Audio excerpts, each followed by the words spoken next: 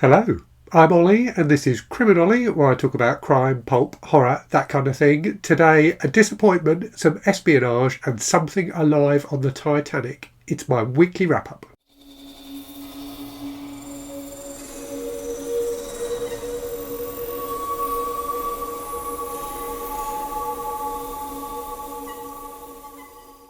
So firstly, as you may be able to hear, I do have a bit of a cold today, so apologies if I'm a little congested in this video. I've had this cold for like 2 weeks and it kind of ebbs and flows. At times it's really, really bad. Other times I feel fine. At the moment I'm feeling quite bad and I'm definitely very congested, so apologies for that. So I haven't finished that many books this week. I've got 3 books that I finished to talk about, one of which I was reading last week and talked about last week. So let's start with that one. And this was the disappointment that I referred to in the introduction to the video. So this is Little Tales of Misogyny by Patricia Highsmith. So I'm a huge fan of Patricia Highsmith's novels. I've talked about them many times on the channel. I read all of them over the last 2 or 3 years. And I think she's a really fantastic writer of thriller / suspense fiction, but also just somebody who really gets into the minds of her characters in an absolutely fascinating way. And this collection of short stories just didn't work for me because they're short stories, I think, and they're not just short stories, they're like really short stories. Some of them are just a few pages, and as I've shown before, the type in this book is absolutely huge. Loads of like really big line spacing and things like that. So these are like super short stories, and I suspect a lot of them were originally published in magazines like the New Yorker and places like that. So these short stories tend to have characters, they have a situation, they have something happening, but you feel really removed from the action as the reader. There's like a barrier between you and actually making a connection with what's going on, or certainly I found that to be the case. So whilst a lot of the scenarios she talks about, and as the title suggests, a lot of those are about, the treatment of women in society, a lot of the scenarios are interesting and worthy of exploration. I didn't find that the collection worked for me really at all, unfortunately. Okay, moving on then to Something Being Alive on the Titanic. So this book is called Something's Alive on the Titanic, and it's by an author called Robert Serling, not to be confused with Rod Serling, the creator of The Twilight Zone, although this does kind of have a bit of a Twilight Zone-y feel to it. So this was a book, I think it came out in the 80s, or maybe even the early 90s, but it feels really, really 70s. And it's a book I've had digitally for ages. I think I got it as part of a Humble Bundle or something like that a long time ago. And I've always been intrigued by that title. I think it's an absolutely fantastic title, like really cheesy, but really, really grabs you. And it's an accurate title. This book is about something being alive on the Titanic. So it's about an expedition.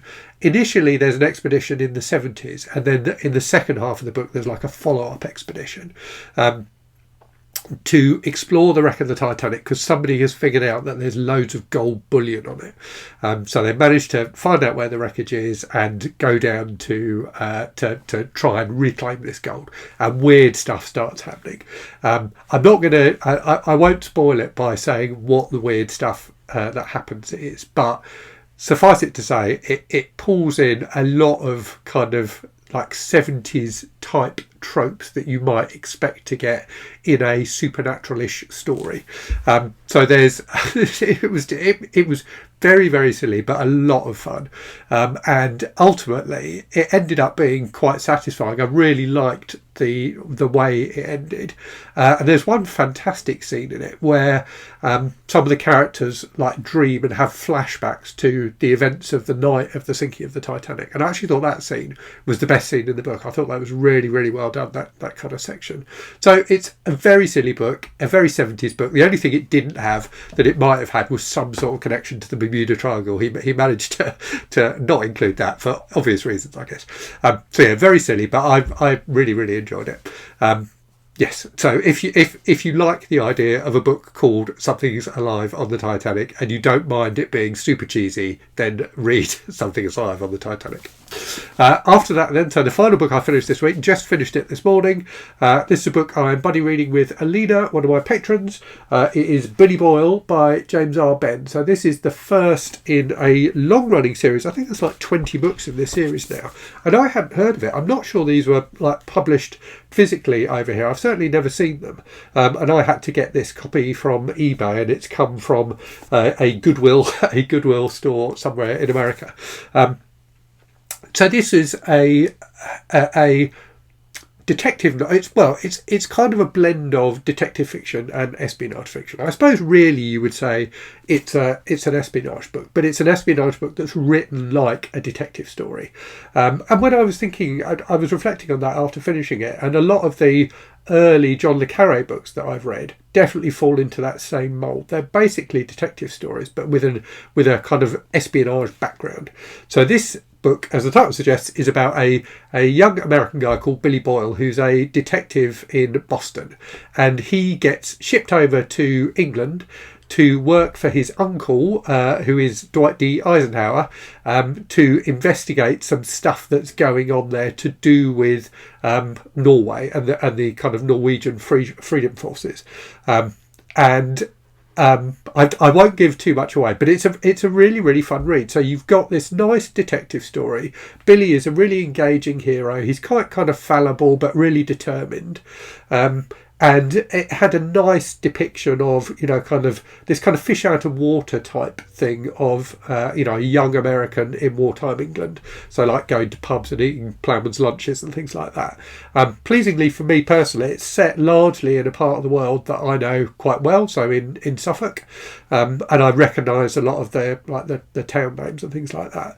And it has some nice characters as well as, so Billy's an engaging character, but there are a bunch of other characters as well. So there's like a Polish, I can't remember what he is, if he's a baron or a count or something like that, who kind of becomes a buddy of Billy's, and a couple of English women as well who get involved in the investigation.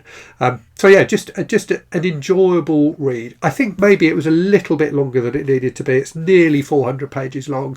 I think it probably could have been trimmed down a little bit, and I did find some of the detail of the plot I found a little bit confusing. There's a lot of kind of intrigue and twists and turns, but a lot of the book is really, really fun. And in particular, there's a great sequence where Billy and Kaz, who's the Polish guy, and Kaz's girlfriend Daphne go and stay in her father's kind of stately home, and that was a really nice kind of interlude in the middle of the book where things kind of calm down a bit, and it takes you away from the plot really, and is more for a chapter or so just about the characters. So I really like the character work in this book in particular, and it's made me want to read more about these characters and discover what happens to them next. So yeah, definitely, if you like the sound of that, kind of like a World War II set detective story that's not exactly cosy, but not particularly dark either, then I'd definitely recommend this. So, on to what I'm currently reading. So, currently reading this, The Bombmaker by Stephen Leather. I am about a third of the way through, maybe a bit more than a third.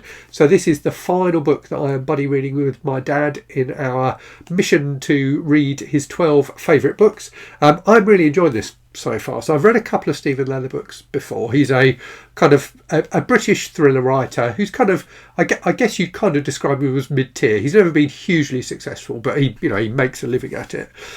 This book came out, I think, in the late 90s, and it's about a woman who was previously a bomb maker for the IRA, who has retired from that after something going horribly wrong, and is living a quote unquote normal life.